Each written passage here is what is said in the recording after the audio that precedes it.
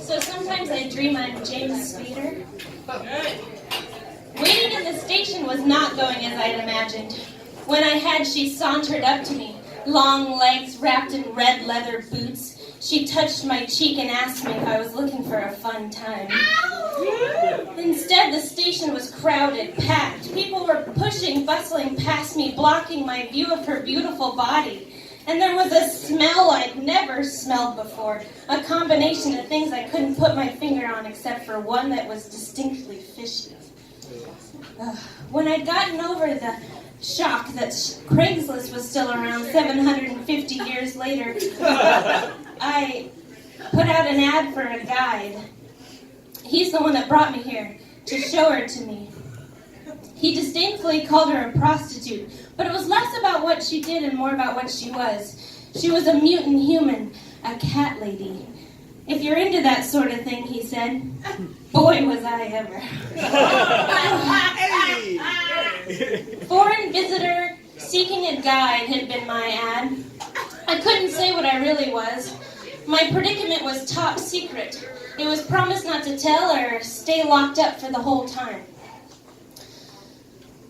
I was a time transfer, part of a top secret program to find out more about the past, or maybe to change it. I wasn't sure.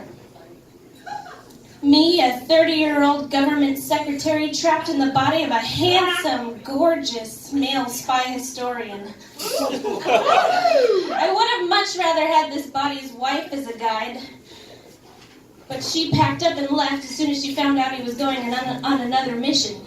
It would have been nice to have someone who knew why I was so naive show me around, but she didn't want to see someone else piloting her husband. I get it. She did come home eventually. Didn't speak much, wouldn't let me speak either, just promptly removed my clothes and showed me exactly what she'd been missing. Hey! Whew, that was a good night. The guide hadn't returned my calls after the first time out. I guess he didn't buy my second Rumspringa story. Apparently all the Amish had moved to French Canada and I didn't have the accent for it. Or maybe it was all the questions I asked about the mutants, forcing him to tell me more and more about them. I should have just asked my Google robot. But then he wouldn't have brought me here to see her, to show me the mutants in action, he said. She was standing there, talking with a group of lizard men. They looked huge next to her. Her black fur glinted in the light of the station, and every once in a while she tilted her head back and laughed.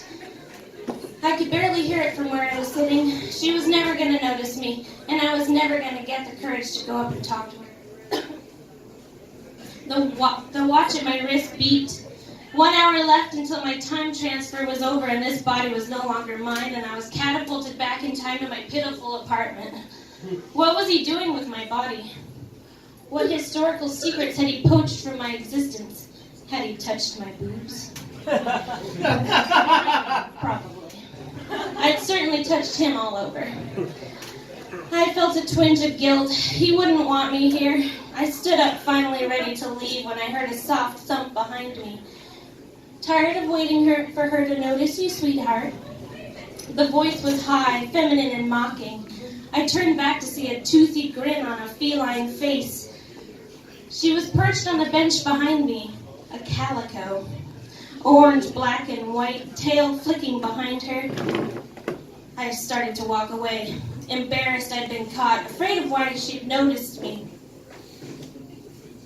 I heard scratching noises to my left. 2 feet from the staircase, she was suddenly in front of me. She was short, and so close to me I could see down her tank top. Fur on every inch I could see, and I wondered if the fur went where I couldn't see. Oh, Lord. Between the large ears at the top of her head was a mop of calico curls. She stared up at me with wide eyes. I could be your fun time, sweetheart. And I wondered if she'd read my mind, but I nodded dumbly. She led me up the stairs. Where's your car, handsome? She asked. I took the bus. I tried to sound mysterious. I always liked mysterious men. Her peal of laughter echoed up the staircase. and I could feel myself blushing. This was not going well. I tried to keep my stupid mouth shut as I followed her through the crowded alleyways across from the station. She had something on resembling shorts, but more like jean underwear, and the gap that allowed her tail to roam free captured my attention most of all. When we got to her apartment, she showed me just how much of her was covered in fur. When she purred, I purred. And as the final seconds counted down to the end of my time transfer, I pulled her tail and she howled. Two beasts fulfilled centuries apart.